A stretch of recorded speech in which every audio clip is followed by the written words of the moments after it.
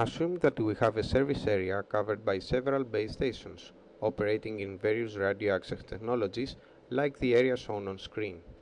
The blue cells correspond to LTE base stations, the small purple cells to femtocells located in apartments, and the yellow cells to wireless LAN hotspots.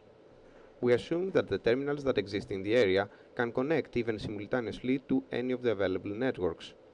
Moreover, it is assumed that all the terminals can also communicate with each other in an ad hoc mode and form, if necessary, a so-called opportunistic network.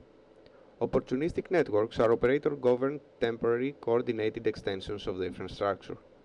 They are dynamically created in places and at the time they are needed in order to deliver to mobile users the requested services at the appropriate QoS levels, costs, etc.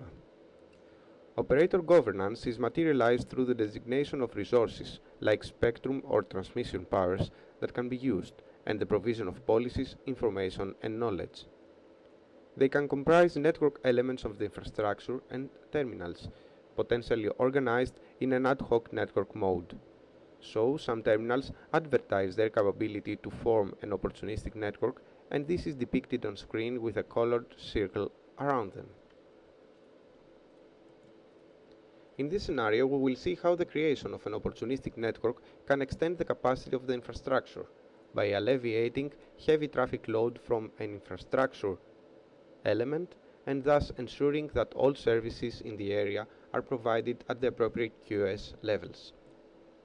To demonstrate this, we will use the integrated traffic generator that has created the hotspot situation at base station LTE21. In this case, the management system of the service area, the so-called Dynamic Self-Organizing Network Planning and Management, DSO-NPM, will be triggered in order to redistribute the traffic demand among the cells in that area. It will use the available femtocells as opportunistic extensions of the infrastructure. Since it is highly possible that the femtocells located in user apartments have low or no traffic, because for example the people that live in the apartment are at work, the DSO-NPM assigns some traffic also to them, and the load conditions in every cell in the area are again smooth, allowing the proper provision of services at the desired QoS levels.